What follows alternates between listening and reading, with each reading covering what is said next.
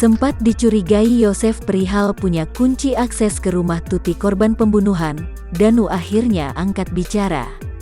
Danu adalah keponakan almarhumah Tuti. Dalam kasus pembunuhan Tuti dan Amalia, Danu turut menjadi saksi yang diperiksa pihak kepolisian.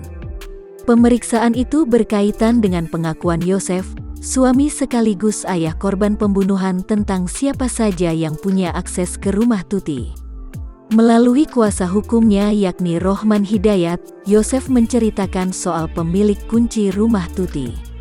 Menurut Rohman, dari pengakuan Yosef, yang memiliki kunci rumah antara lain Tuti, Amalia Mustika Ratu, Yosef dan Yoris. Selain itu, menurut Rohman Hidayat, keponakan Tuti, Danu juga memiliki akses masuk ke rumah Tuti.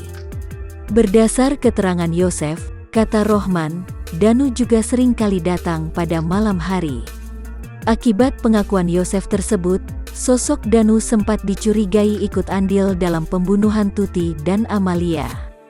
Gusar dengan isu tersebut, Danu pun akhirnya buka suara.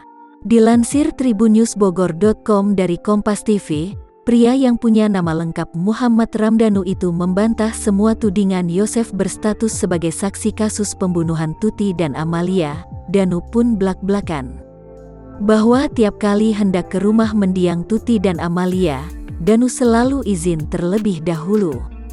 Hal itu lantaran Danu tak punya kunci ke rumah tersebut.